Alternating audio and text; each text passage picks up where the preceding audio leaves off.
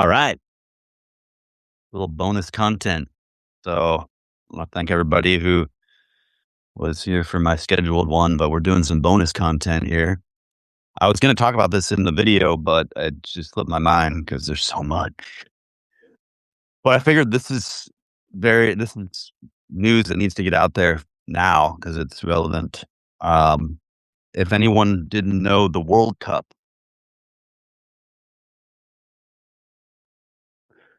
just started, and for us Americans, football American football is, like, not even close, the most popular sport in America, like, by far, by far. Like, a regular season game for just a random team gets, like, nuclear better ratings than, like, the NBA championships that were just, like, last week. The ratings for that are way lower than just, like, a regular game of the week of football, American football. So if you think about how popular American football is, like 100 million people watch the Super Bowl just to eat food and watch commercials, and hopefully your team is in it. The rest of the world is obsessed with this football, the other football. Okay, so I'm here to tell you guys stuff you've never heard before. So why is it called football? Well, there's games like polo you play on horseback. There's games like American football and soccer you play on foot. That's the reason. So the reason it's called football. And why, if you're confused, why is it American football? Why is they call it football? We call it soccer here to kind of differentiate. It's called football because you play it on foot, not on horseback. All right. So why did I come back on here? So the whole point of this video is that, dude, nobody, like, this is what I do. This is what I'm best at. I connect the dots. Okay. You go on anybody right now, go on Substack and just Google like Iran peace deal. Nobody's going to mention what I'm about to mention. And it's because I don't know, man. This is what I'm good at. It's just seeing the connections. My superpower is seeing the connections between things. Now we got a peace deal on Sunday. President Trump at 5:30 p.m. on Sunday. You know, most people are home. That's a good time. Usually it's like Thursday nights and Sunday nights are the highest ratings. That's when people actually are calm, sitting down, watching TV show. So a 5:30 p.m. on a Sunday, we got President Trump telling us we got a peace deal with Iran. The peace. We have peace. Why was it on Sunday at 5:30 p.m.? Okay. Why? The only reason we got a peace deal on Sunday at 5:30 p.m. was so Iran, their soccer team, which was training in America for the World Cup, like they had a whole soccer camp. So all the teams have been here for a while where they're training and it's kind of normal. But when we started attacking Iran, Iran had to move their soccer training facility to Tijuana, Mexico. So if you've ever been to Tijuana, Mexico, it's literally like 1 foot over the border from California.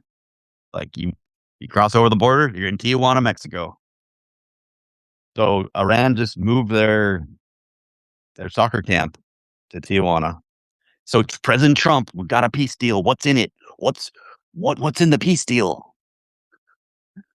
The only reason there was a peace deal is so Iran had time to fly into Los Angeles, California to play their game on Monday night versus New Zealand at 6 p.m. on Fox News. Fox Sports 1 has the contract to do all the World Cup games. Like, if you want to know where to watch the World Cup, you have cable, you go to Fox Sports 1. That's where all the games are. So, coming to you live from Fox Sports. Iran versus New Zealand. That was at 6 p.m. Pacific time on Monday. So you heard, like, go on Substack or go on CNN, try to search this. Everybody's like, what's in the peace deal? JD Vance this and blah, blah, blah, blah, blah, blah. My whole point to when I was talking about American football, soccer is the most obsessed, like, by far thing once you go outside the US. Every other country, they're obsessed with soccer. In Iran, they're obsessed with soccer. In Israel, obsessed with soccer. Like this is my theory, okay? This is ancient Greece. They would have the Olympics and all the wars would pause for a minute. Go do the Olympics, and then what happens after the Olympics? Back to wars. So so I'm telling you right now, Netanyahu obsessed with soccer. The Ayatollah, the new one, the old one that died, obsessed with soccer. Donald Trump, obsessed with soccer. Listen, he last year we had really cool. They did this for the first time. They've done it before, but not like last year. It was kind of like let's do a dry run preview. Since we're doing this World Cup thing, we might as well do a test run. So they did a World Cup. They did a Club World Cup. So the World Cup right now is like the U.S. versus Portugal, the U.S. versus Mexico. Last year, they did the U.S. or sorry, club teams like Chelsea. Chelsea won. So it would be like Manchester United, like all those clubs. So you wouldn't be like your country, it'd be a club, the club you're on. So they did a World Cup, same thing where there's like groups and then knockout stage. So just Google this. Again, anything I say, like people like to come on and just talk the craziest stuff and then they have nothing to back it up. I'd say the opposite. Like, don't trust anything I say. Just if something's interesting to you, go Google it. But you can't even make this up. So they had a Tiffany World Cup trophy made out of gold, $230,000 Tiffany thing, which Donald Trump was at the final match where Chelsea played PSG. Was it PSG? It's a French, Paris Saint-Germain. And Trump wanted, he's the one who's organizing all this. Like Trump does not give a rat's about anything but ratings. That's why you always wonder, like, why does he post on his official account an AI image of an alien in handcuffs? Because he doesn't care. Like he does not care about anything, like anything except ratings. He just wants to be the one negative, positive. Doesn't matter. Doesn't matter. So he wants to be a part of this World Cup thing. So he forced the organizers into letting him give the trophy to the winners. So Trump's on there. He's out there with the players that just won. You know, they won the World Cup for club. And he presents the trophy to Chelsea, right? The trophy they just won, the World Cup trophy. Then he stole it from them. It's in the White House. Like, imagine if you like got a Olympic medal in the Olympics, and then Trump just like stole your gold medal, and he didn't even do anything. So he stole the trophy that like they gave the trophy to Chelsea. Congratulations. And then Trump took it. It's in the White House. They quickly made like a replica of it, the $230,000 Tiffany trophy. They made a replica, and Chelsea got to celebrate with that. The other thing Trump did was he grabbed so each individual player gets a medal, like you won, like there's like a gold medal, probably blue for first, red for second. So that goes. Um, Trump stole one of those little. I shouldn't say stole. I don't actually know what the agreements were, but it appeared allegedly on camera that he took one of the players' medals. I don't want to be libelous because in America you are innocent until proven guilty. That is one of our greatest inalienable rights. You are innocent until proven guilty. It's just the video footage, whether it's real or not, appears to show that Trump took one of the medals. I don't know. So, anyways, back to this Iran deal. Again, just go on Substack or go on CNN, Fox. any one of these news sources, The Guardian. Nobody's going to tell you that the peace deal was only because of soccer. And I was just telling you, so the Ayatollah, Netanyahu, the Putin, I'm forgot the guy's name right now, the leader of Ukraine. These people are obsessed with soccer. Obsessed. They're like, guys, let's take a break for the World Cup. I'm not even joking. Okay, here, I'm gonna read you the evidence because people laugh at me when I say this, but I don't say shit unless I've researched it. Yeah, sorry for saying a bad word. But anyways, here we go. Substantial evidence confirms that President Donald Trump announced a historic ceasefire and framework peace agreement with Iran on Sunday, June 14th, which directly allowed the Iranian men's national soccer team to cross into the United States for the World Cup match. Here's the Sunday announcement. President Trump announced via social media that a memorandum of understanding to pause the war, which it's only for 60 days. Yeah, remember a couple weeks ago they kind of reached the agreement 60 days or no, like a week ago.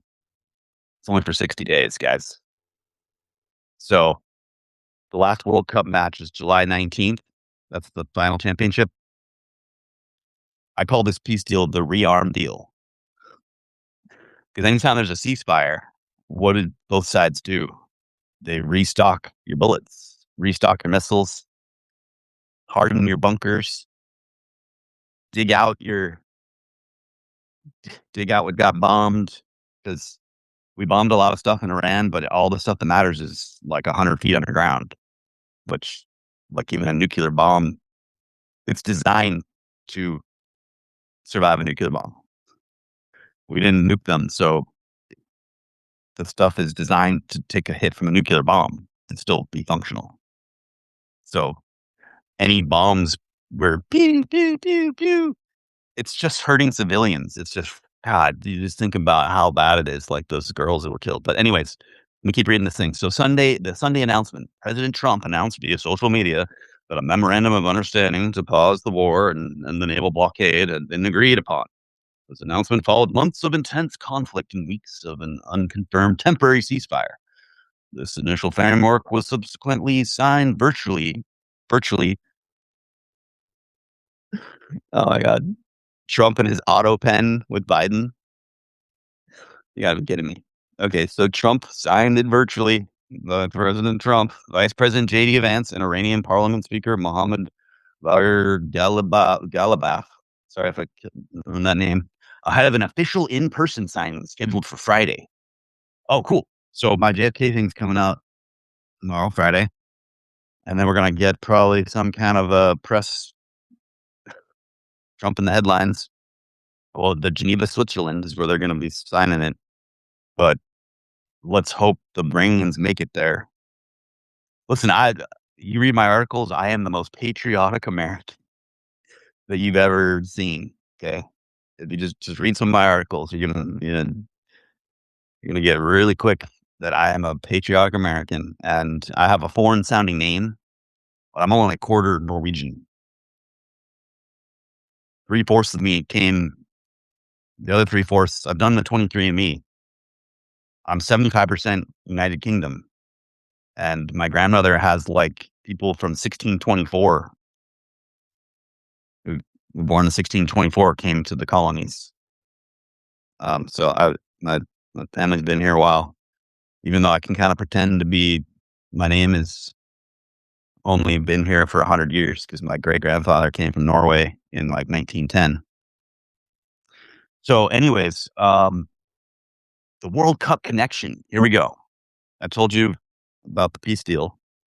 The timing of the diplomatic breakthrough was intricately intricately tied to Iran's opening game of the 2026 FIFA World Cup. The travel log. Due to the active war and initial visa denials, the Iranian team have been forced to move their tournament-based camp to Tijuana, Mexico. I kind of already went over that. The visa approval, hours before the formal peace deal announced. Trump's World Cup czar, Andrew Giuliani, confirmed that all 31 Iranian players and coaches were granted U.S. visas as an intentional goodwill gesture. Goodwill gesture. Last time we did something where I learned a new word, what the worst war crime is. So you look this up. Perfidy. A word I had never heard of before we killed the Ayatollah. We attacked a country that's sovereign country, which the Constitution is pretty clear about. Attacking terrorists is one thing, but attacking another country with no congressional oversight or even letting them know, a little bit out of normal, a little bit out of the normal. So let's just hope that everybody gets to the thing tomorrow, because perfidy, the term that wasn't really defined until the Nuremberg trials. Those Nazi guys did some kind of bad things, like some of the worst shit we've ever seen, but I'm sure there's worse. There's always something worse. But the Nazis are just like at the top of craziest, like catastrophic idiots too. But anyways, at the Nuremberg trials, they tried to solve, let's figure out what happened. So they gave the worst war crime is called perfidy. And what that is when you're under a flag of truce and you're negotiating a peace deal, one side just goes and kills the leaders. Like when you're in the middle of a peace deal, just kill all the leaders of the one side when you're trying to make a peace deal. Now, the reason this is the worst war crime and abusing women or killing somebody is horrible as well. Like no war crime is good, but the reason perfidy is the worst war crime because it makes peace impossible or much more difficult. Like if you kill the people who are trying to make peace on the other side, it's going to make the peace process much more difficult later.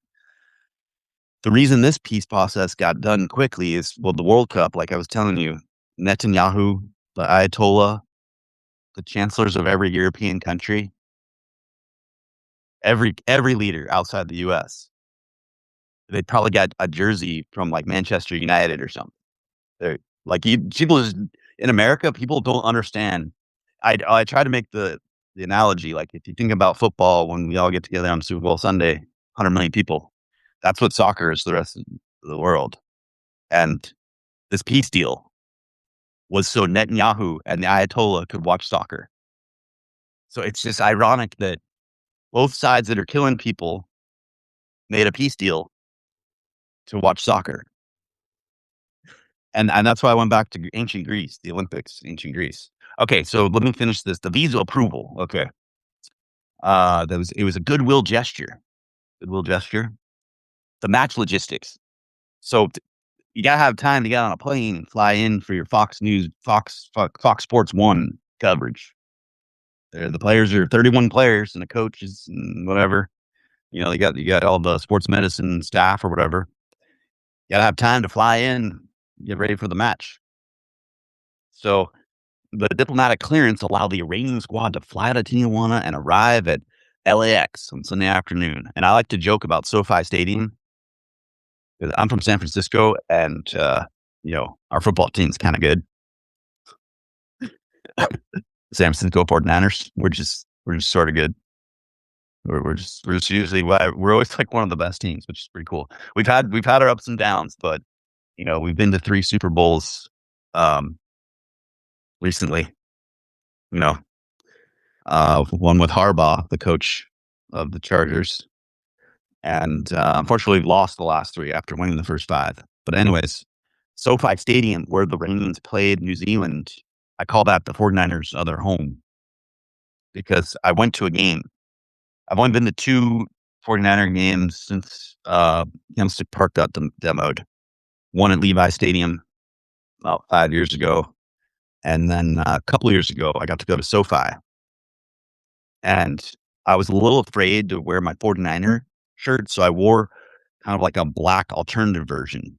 So it wasn't like bright red, because you go to the 49er stadium wearing other teams' colors, watch out. I mean, I think they've cracked down on just how brutal people are, but 49er fans are quite brutal. So when you go to SoFi, I went to this game wearing my 49er jersey. The whole stadium's red. There's very few there's Rams fans in there, but you're just like, it's a home game? And, like, Matthew Stafford, the QB for the Rams, has to do silent count because it's so loud. Normally, you have home field advantage because the crowd stays quiet for the QB to hear what's going on, and then you make a lot of noise so the QB on the other side can't hear what's going on. When you go to a 49er game versus the Rams at the Rams' home, it's like a home game for the Niners. And the people sitting next to me, I'm like, "So, did you fly down for the game?" They're like, "No. They just live in LA. They're just 49er fans." So, okay, here's the last part. So, all right, so they are cleared to take the pitch at SoFi Stadium in Inglewood, California. They did on Monday to face New Zealand under the current agreement. The team will travel back across the border because it's much safer being in Tijuana, like a foot over the border in California. We don't want those Iranians in our country. Even though Los Angeles has the most Persians, most Iranian people on earth that aren't in Iran, they're in Los Angeles. So I don't know why so many people went to Los Angeles after probably the 1979 revolution, but that's a fact I learned just from Los Angeles has the most Persians um, outside of Persia, Iran. So you heard it here first. I mean, I reported this. I figured this out on Monday. Sorry, we're already at Thursday, and tomorrow the JFK thing's coming out Friday. But on Monday, I was like, wait a second. The timing of this peace deal and the soccer, this can't be a coincidence. Then Donald Trump's already stolen the World Cup trophy. It's in the White House. He's got it like in the Oval Office or somewhere. And his buddy, so one of Donald Trump's like best friends, owns the Jets, right? Jets. So sorry, let me real quick here. Let me show you Bob here. Bob. Bob's my punching bag. He wears a Jets uniform. So I'm sorry to all the Jets fans. But one of the worst franchises. And you can tell like let's just keep Bob in here. Sorry. All right, Bob's gonna stay in here. So one of the worst franchises or sorry, you can tell how good a team is or the bad teams every year. It's the ownerships are terrible. So I don't know.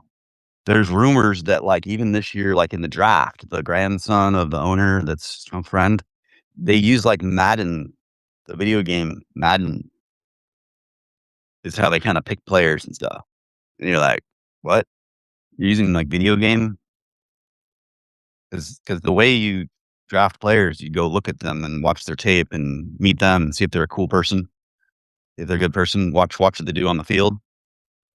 So anyways, the final match on July 19th is going to be in the Jets Giant Stadium, which they're the New York Jets and the New York Giants, but they play in New Jersey at the MetLife Stadium. That's the final match, and I guarantee you, Trump's going to be there.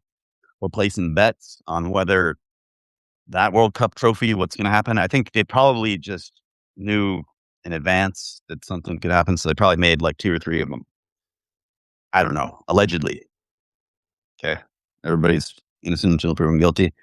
But anyways, I'm Rolf from Waves and Positions. I meant to talk about this in my other podcast, but it's probably just needed its own video, which made sense.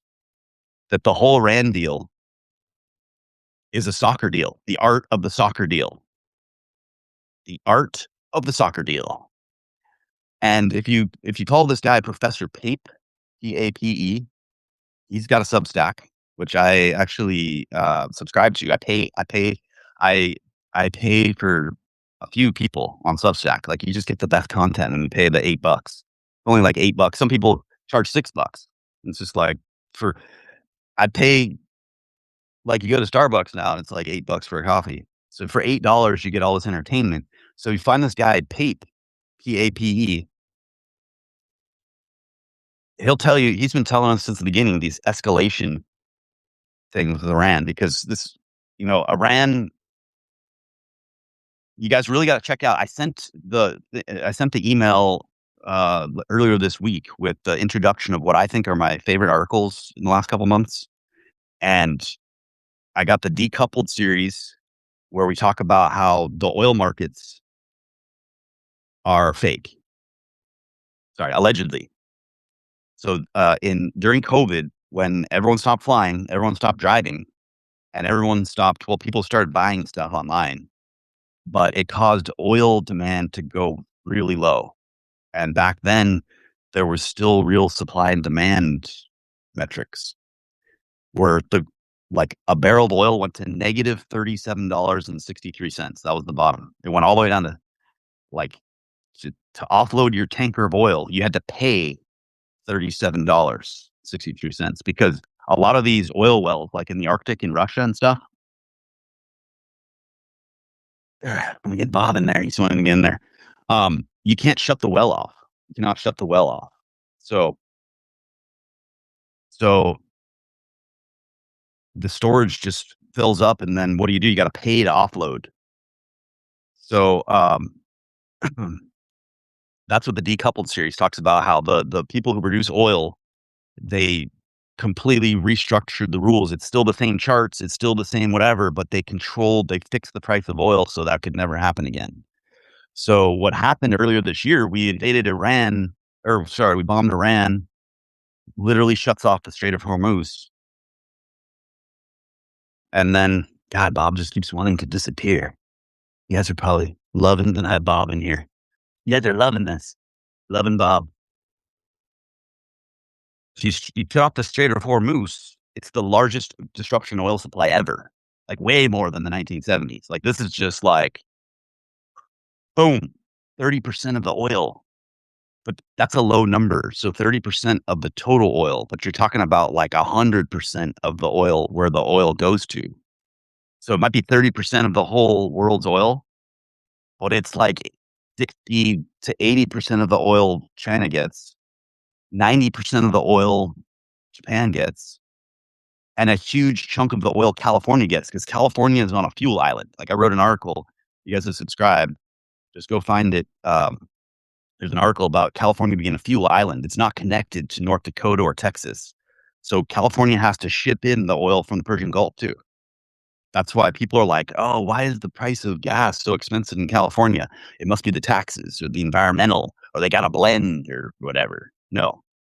The reason it's more expensive in California is because that oil came from a really far place and it costs a lot of money to ship it. That's the reason. There might be some other little tiny cents here and there from taxes and regulations or whatever, but the majority of why it's more expensive is because it's not hooked into like the United States is like more than Saudi Arabia now.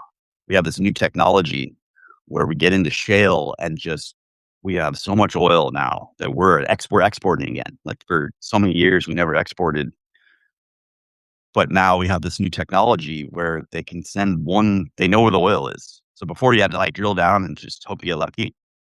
The technology now they know where it is from the ground, and then they can just send one drill down that goes out in like all kinds of different ways to get all the oil. It's it's a scientific breakthrough. So anyway, that's the decoupled one where they changed all the rules. Like they did this in Vegas too. I made an analogy in the decoupled series is like if you've been to Vegas lately, they changed every rule to every game.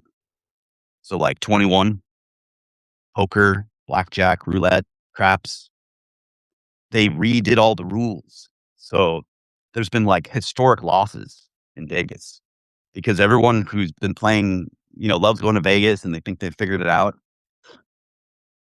Vegas changed all the rules. They probably didn't tell you that, but it still says craps. It still says roulette. It still says 21 blackjack, but you didn't know they changed the rules. So that's what happened with the oil market. It still looks like the same charts as before, but it's not. The only thing that was changing the price of oil was Trump with these late night tweets, which has nothing to do with supply and demand. So what happens usually when my series is called decoupled. So what's happened is the price of oil is decoupled from the uh, reality. Okay. So usually in a free market, there's a supply and demand, which keeps when the demand goes up, supply goes down, the price goes up so that the people who have the money can still get the product, right? But that whole system is broken. So during this whole entire time, it should have been like $200, $300 a barrel, but they've kept it low because they don't want worldwide revolutions, I'm assuming. Like, because when you raise fuel prices, you get a lot of people who are already on the edge. They'd go over the edge, right? So then another one of the articles I sent out was on the fertilizer shortage. So if you look at my fertilizer series, you're going to learn that 4 billion people on Earth are here because in the early 20th century, these German guys figured out how to turn natural gas into fertilizer. So 30% of the fertilizer, like if you think about 4 billion people are here because of the 100% of whatever fertilizer the world produces. You cut off 30%. What does that mean? We're going to find out. I mean, in the next 18 months, it's going to be interesting because we blocked the Strait of Hormuz during planting season. And we have a lot of natural gas, right, in the US. But the United Arab Emirates has like a facility where that's all they do. And farmers in Iowa are expecting that fertilizer that's coming from the Strait of Hormuz to get the corn. And like scientifically, it's very, very easy to see because you put half the fertilizer in, you get half the corn coming out. So if you go check out my fertilizer series, not even in the news. And I asked this question, like, so after in 1973, we had this oil embargo in the Middle East.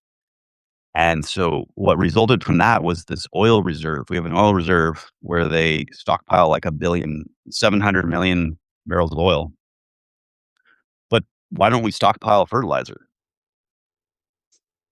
I mean, it's like you need oil. Not having oil is kind of an inconvenience, right? Well, I guess you do need oil to not freeze to death in the winter and to cook food and stuff. But you would think food would be kind of like the top priority because you don't eat for 6 months. You're not going to be alive. But so anyways, you can check out my fertilizer series. It goes into all who the guys were because the way human population grew was like from the beginning of time to 1800 was a billion people. Then from 1800 to 1920, 2 billion. So we kind of topped out at 2 billion people without the synthetic fertilizer. But then from 2 billion to 3 billion was 1920. So 2 billion was 1920. 3 billion was 1960.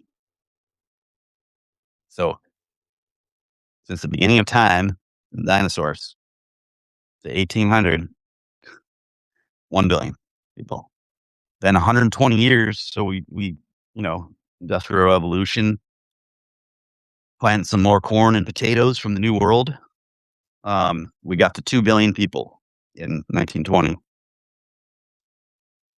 Then 1960, we got 3 billion. 1970, 4 billion. See what's happening here? Where more people are being born because there's more food. Okay. So anyways, you guys can see I like to get into all these, that's what waves and positions is all about. So I'm going to show you these connections to things that the mainstream media doesn't get into. And I just had to get in here because, this news gets stale. And so this was already, I was reporting in my notes and on LinkedIn and things about the art of the soccer deal.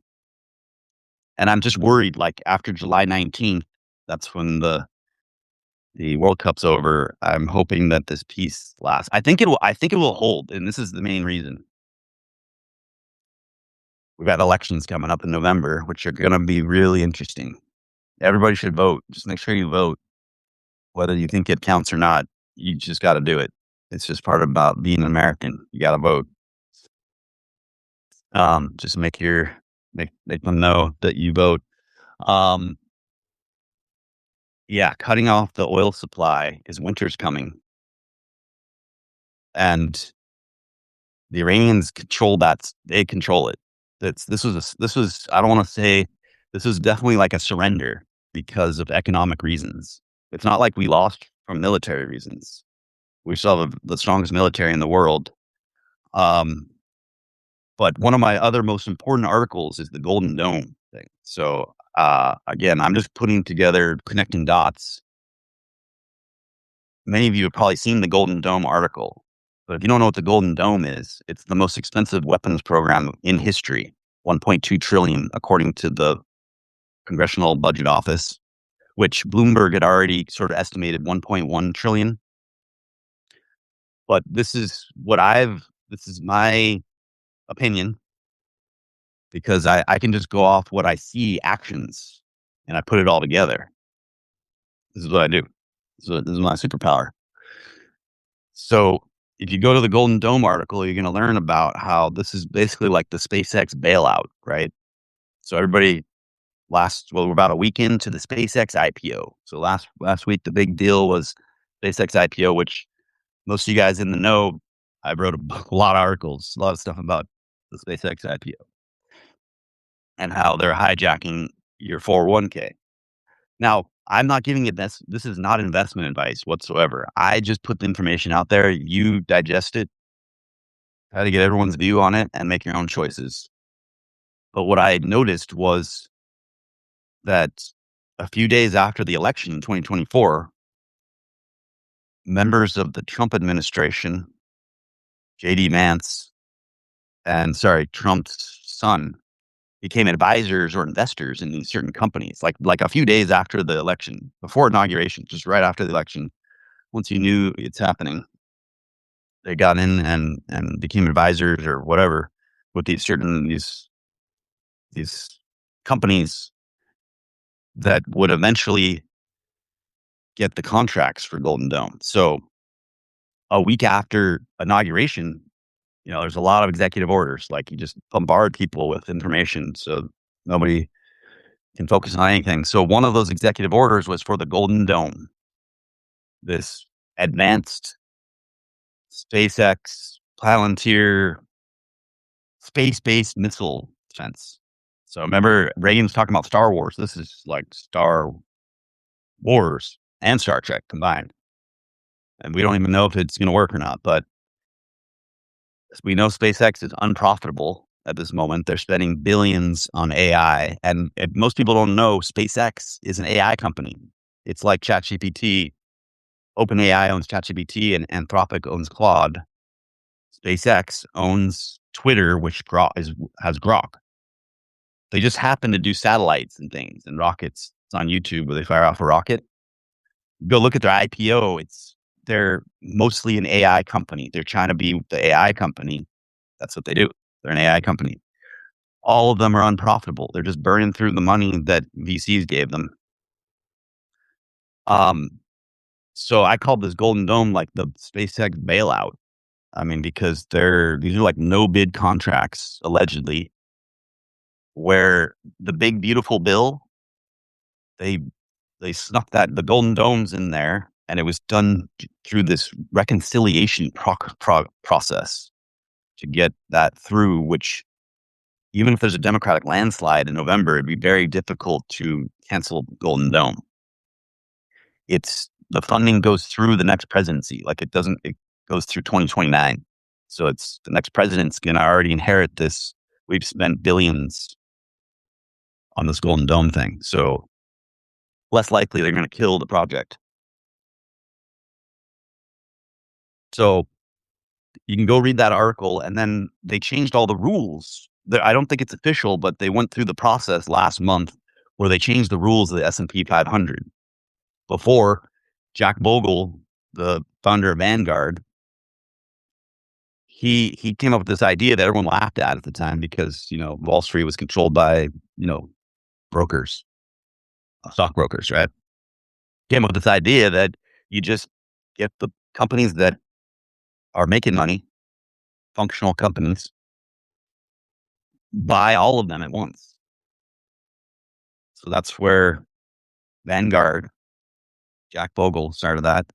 Came with this silly idea of you just buy all the companies that are making money and it beats the stockbrokers.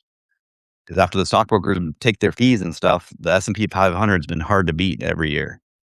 So they changed those rules now that so unprofitable companies like SpaceX only would have to wait 6 months to join the S&P 500. Before it was like you had to trade for a year and be profitable to join the S&P 500. They changed those rules. So check out the Retirement Heist, Trojan Horse. I got that series where I go into all of that because it's a pipeline. So SpaceX is the first one. They're testing this out. So SpaceX is the first one. Then OpenAI just filed their IPO. That's who makes ChatGPT. I have a whole one of the parts of that Retirement Heist thing is called the pipeline. So I go into all the companies they're just lining up to join the S&P 500 that don't make money. So it's a little scary because, like in 1929, when the stock market crashed, it was a lot of companies that didn't make money, and they're changing the rules. Going back to Vegas, they changed all the rules, right? So, wow, did 2 videos today. This one was sort of unplanned, but I really wanted to get out the Iran soccer deal. Okay, you heard it here first because, like I said, Google it. No one's talking about that we literally got a peace deal because of the World Cup, because Ayatollah and Netanyahu wanna watch soccer. And I'm sure they had their eyes glued on the Iran match too. Like, they're watching soccer, that's what they love to do. I mean, we got to see Messi do a hat trick a couple days ago. That was pretty cool. And if you guys wanna watch the World Cup, it's Fox Sports 1 is English. I have Peacock because I like watching the Olympics. The Winter Olympics was so awesome this year. They have the Spanish language version.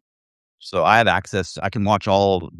I grew up in California, so you learn Spanish. I'm not fluent in Spanish, but yeah, I can watch all the highlights on demand because the Peacock has the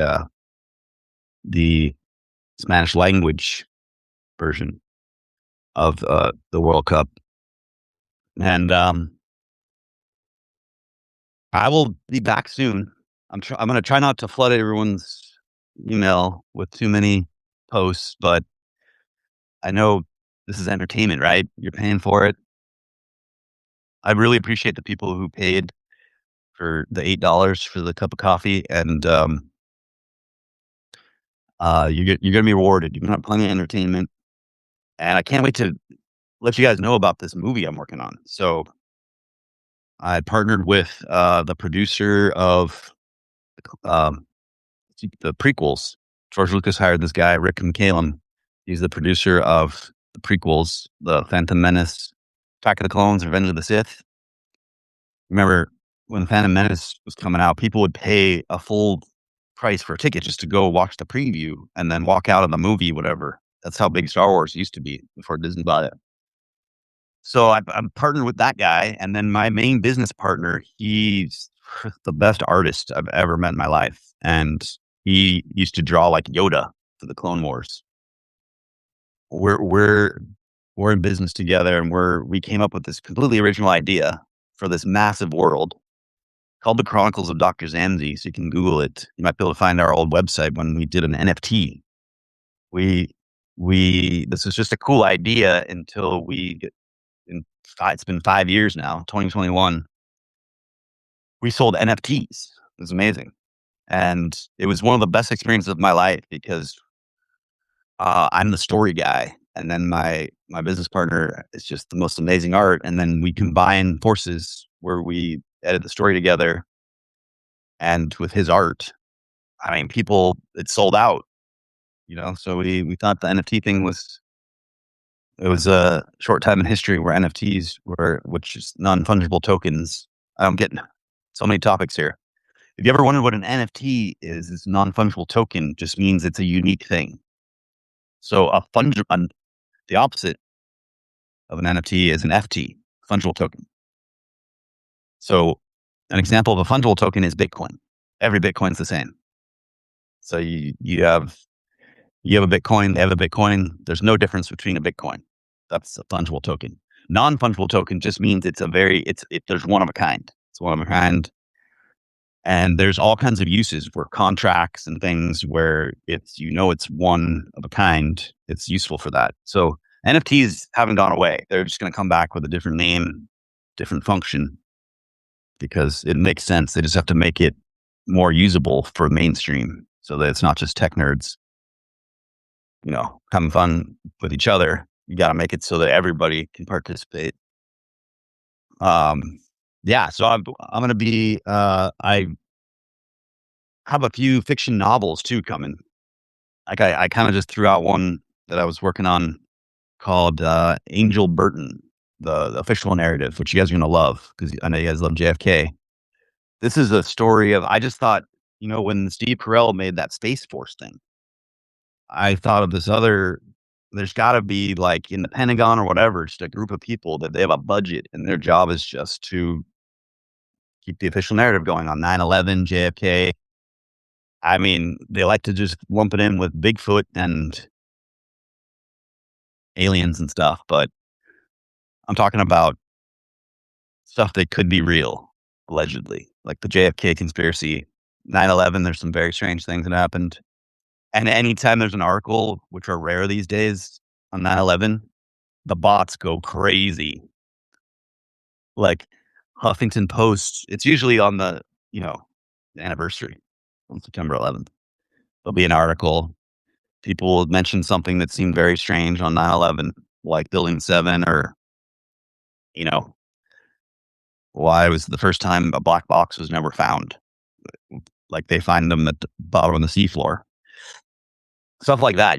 And then just immediately, you even mention something like that. There's like 10 bots telling you that you're crazy. Oh, you're one of the crazy people. So that's what I'm talking about. That's what the Angel Burton official narrative is. It's kind of seems serious right now. I thought of it also as just like a comedy where there's these bumbling people like Space Force, Steve Carell version, where their job is to keep like, let's see if they believe this or whatever, which is the JFK thing. So what you're going to find tomorrow when the JFK thing comes out is that the Castro assassination program. I mean, these are some smart people. To be able to be in the CIA, you got to be smart. I think the FBI and the CIA, they describe them as linebackers with a PhD. That was J. Edgar Hoover's original sort of like job description of an FBI agent, an NFL linebacker with a PhD. So these are not dumb people, but they could not kill Castro. And it just turned into the most crazy cottage industry sprawl completely outside of any kind of oversight. I mean, it's the reason why we have more oversight now. And I don't know if you remember, but the second Trump took office, was inaugurated, he just fired all the inspector generals.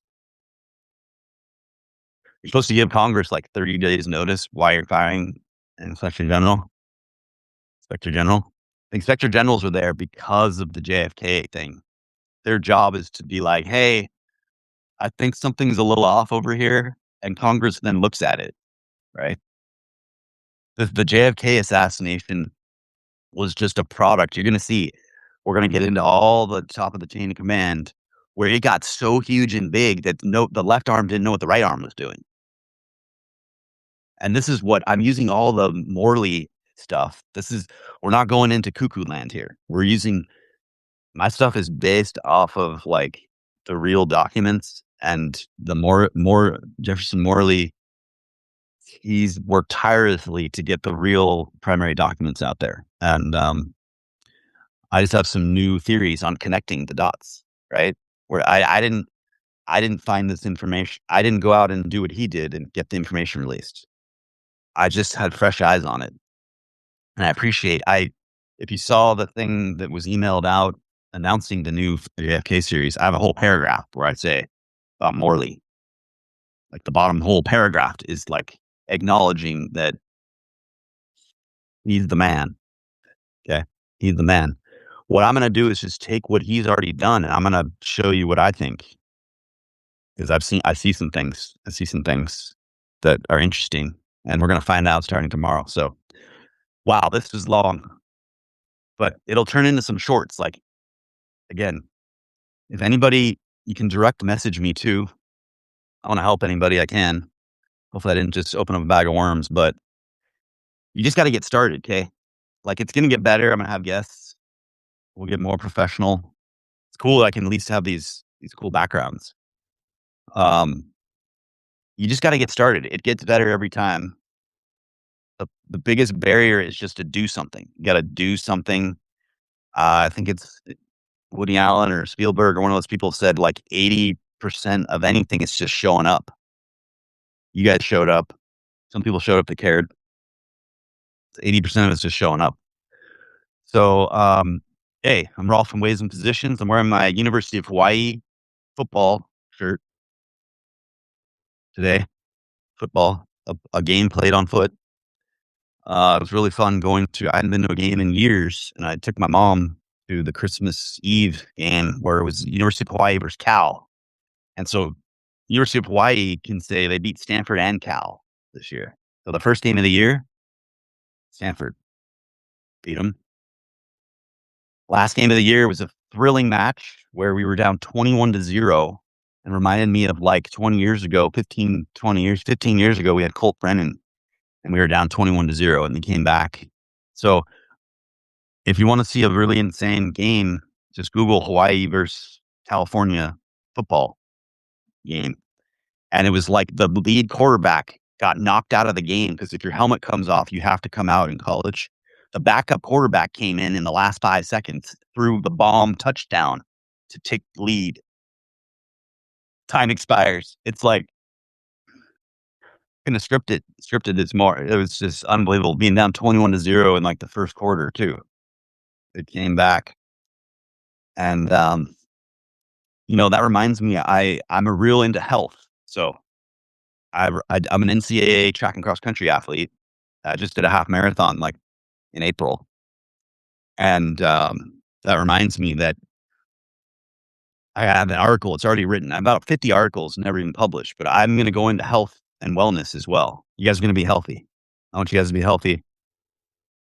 One thing that's like a scientific fact is on Monday Night Football, the West Coast teams in a high percentage beat the East Coast teams. And it's because circadian rhythms. So this is all science. Just don't take my word for it. Go Google it. From 5 p.m. to 8 p.m. every day, the human body is at its strongest, most powerful time.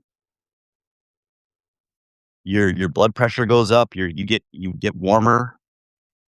You get strength. Like the most powerful part of the day. This is it sounds crazy, but just Google it. There's science behind this. Just based off, it must have been probably when you had to go get food. I don't know, before nightfall. You got to go find a place. I don't know what the theories are, but there's scientific proof that from 5 p.m. to 8 p.m., wherever you live, you have an advantage. So this is exactly what happened with the Hawaii Cal game, and it happens on Monday Night Football. Cal's on California time. They come in, the game starts, 21-point lead. Then their 5 to 8 p.m. California window starts to close and Hawaii kicks in. And this is they have scientific evidence that if you look at, just Google this, Monday Night Football advantage for West Coast teams. The same thing happens on Monday night. The East Coast teams will take a lead at the beginning and then they fade. And the West Coast teams like just destroy them the rest of the game. And it has to do with that from 5 to 8 p.m. That's when you go work out. That's when you literally are the strongest part of the day. All right. So I've been talking for almost an hour here on the second one that was unpublished, but I'm looking forward to teaching people. Or I learned from you guys. Everything I learned, every article was from watching a YouTube video or doing some research, and I'm like, say what? I gotta find out more about that. And I'm human. Okay, I make mistakes. I think that was one of the best things ever. Was my brother's graduation ceremony. The guy was the CEO of Charles Schwab. he got up there and said something about, like, that he makes mistakes too. And it's like, you want your leaders to admit that they're not perfect, okay? And then you make a mistake. This is what makes this they wanna try to find out why are the top 5 soccer players better than the top 100? Why are the top 5 tennis players better than the top 25? And what they found was, why is Messi the best soccer player? Why is Cristiano Ronaldo the best soccer player? What they found was the best of the best, when they make a mistake, no big deal. No big deal. I passed it to the wrong guy. I'll get it on the next one. I totally screwed up. There'll be another game. They don't it doesn't bother them when they make a mistake. They admit their mistakes. It's not a big deal. And then you see Donald Trump, like, whining and like the most insecure person of all time, right? Um, it's like, this is my biggest complaint about Mandalorian season 3. It's a totally different show than the first 2 seasons, where they have Bo-Katan. Sorry if you don't know the name, but watch the show. She's a female Mandalorian. It like, she's telling Baby Yoda about how she's good at being a Mandalorian. The queen.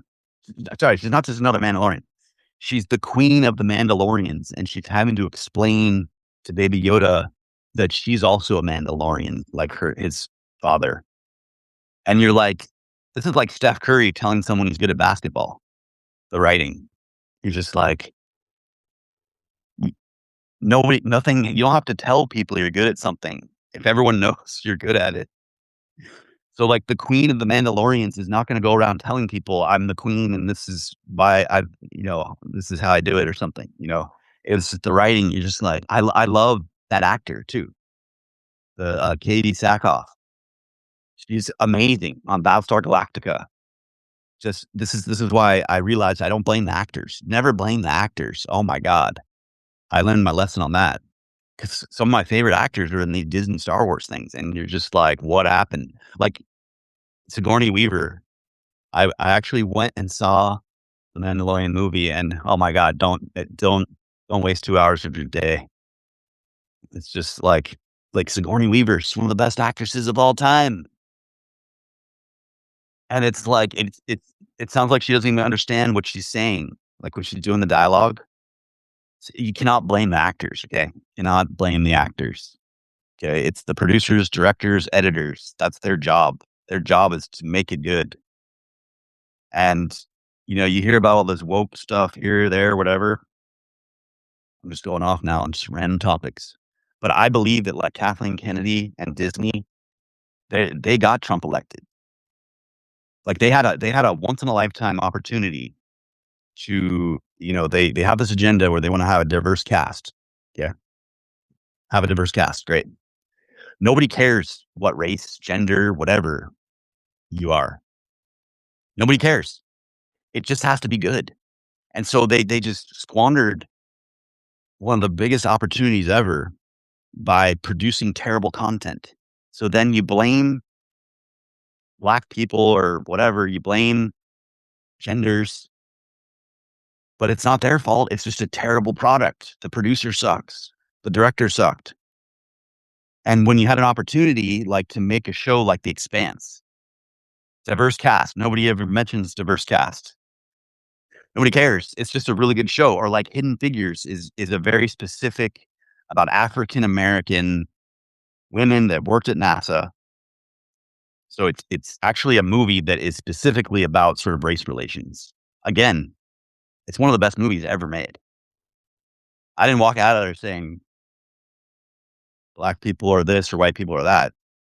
You got to see a certain era where things were a certain way, but it's such a good show. You're like, oh, okay, that's about an ancient or an old time, and you're learning history about who contributed, who did what. What I'm trying to get at is people don't care. It's just got to be good. Okay, it's got to be good, and the producer's job is to watch the product or have oversight. So we're going to the JFK thing here. No oversight, no congressional oversight, no president, no CIA director on this on this Castro assassination program. This is what happens when a program or even like a Hollywood production has the people in charge aren't watching and they don't know what they're doing.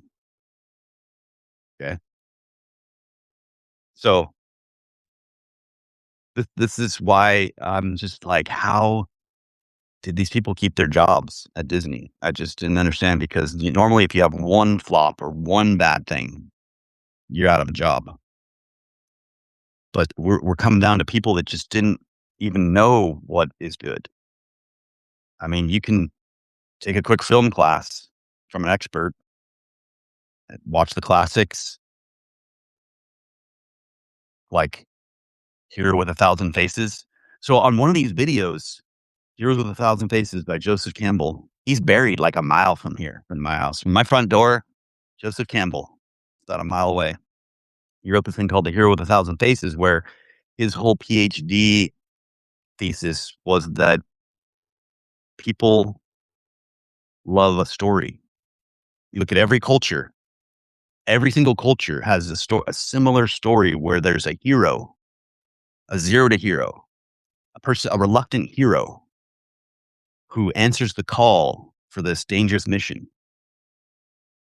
leaves the safety of the village, goes out, learns something along the way, goes into the cave and fights the dragon. This is like every culture has this story. Comes back and has learned, how to be a leader, they learn something along the way. Every culture has this. And Joseph Campbell just kind of put it all together to connect the dots. Like, look, you got something here. So when George Lucas read that book, Hero with a Thousand Faces, he kind of put that together that's probably what the humans want. Okay? Humans want the story that every culture has this story. So maybe if you make a movie that follows that structure, and what's failing, Hollywood has failed over the last like 8, 9 years, probably mostly due to the whole Weinstein, Epstein insanity. Just can't believe the abuse. It's all about the victims. Yeah. The black book is a distraction. The elites, who did it, what guy did what, Prince Andrew, distraction. It's all about the victims. Okay. Julie K. Brown figured out who found on her own 80 victims, and they couldn't contain that. Like, it was completely suppressed, the whole story. They couldn't contain 80 victims that she went out and found on her own. Okay. So the only reason we know about Epstein is because of Julie K. Brown. Like, you don't know that. I wrote an article, one of my most popular articles before the JFK thing blew up, was on this stuff that I didn't know. I had someone on Instagram. This is what inspired it. So the guy on Instagram was like telling me some Fox News thing, which, which is where I get the go find out for yourself. You got a lot of people just parrot whatever they heard from someone. If you hear something, go find out about it. So this guy said something about Epstein and why didn't Obama and why didn't the Democrats, whatever. It was suppressed. This was like one of the most sophisticated suppression stories of all time, where the intelligence community made it go away. And so that's what triggered me to go find out what happened. And I had never even heard of Julie K. Brown. She's the only reason we've ever heard the name Epstein. Like, literally. Julie K. Brown, Google her. I paid for her Substack. I paid for hers. She's the only reason you even know the name Epstein. I'm not even joking. It'll blow your mind. So she's the one she tracked down from redacted files and stuff on her own, a story that was completely dead, no one cared about. You went and tracked down 80 survivors, which the intelligence community or whoever allegedly made go away.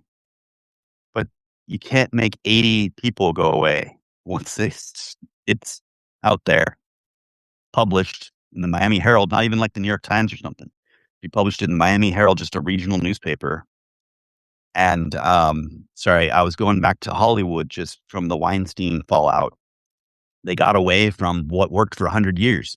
When I was talking about the Hero with a Thousand Faces, they basically, like, eliminated romance from movies. So that's number 1, what's gonna be in Dr. Zamzi is functional romance, okay? You're just like, I can't see another I just watched He-Man. I can't see another drunk father and some dysfunctional certain thing in a movie. It's like, you're given like, I once this is a perfect example. I once saw He-Man, which came out when I was 5 years old. So I'm 48. So 43 years ago, when I was 5 years old, around the time I was like 5 to 8 years old is when He-Man came out, and I loved it. I loved it. So I went with my son to go see He-Man, and it was just like, "What the heck is going on here?" People will spend $1 billion and go watch it over and over again when there is those pieces of the Hero with a Thousand Faces, which include an unusually good-looking adult female, as in, like, Princess Leia. She was 18 years old when she was cast, or Jennifer Lawrence in Hunger Games. She was, like, 20, or, like, Christopher Reeve, Superman. He was, like, 23 years old when he was Superman. So, what worked for, like, 100 years in film and thousands of years by the campfire was stories about people that are relevant. So, we're missing the young, attractive adult female because men and women wanna go see the movie with the attractive adult female. We all came from mothers. We all There's an attraction to the mother who's going to have the baby, right? We're going back to biology here, and again, these are my opinions, but it's based on biology. So you have this young, attractive female that's sort of the anchor of the movie, and then you got the hero, right?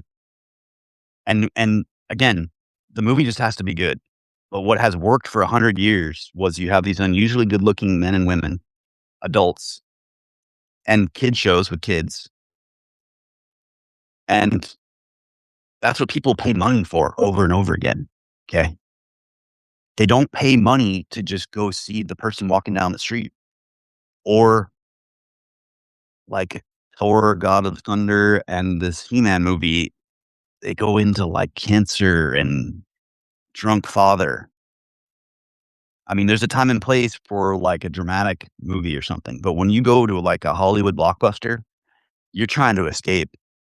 Like, we're going into kind of again, don't take this as financial advice at all, but I'm predicting because of the eventually this disruption of oil and fertilizer is gonna cause some hard economic times, and that's when movies go up, ticket prices. People start going to movies because they wanna get away from it all. But anyways, hopefully any of this made sense. This is kind of just a impromptu let you know about the soccer thing, and I will see you guys soon. Check your emails tomorrow. Thank you. Woo!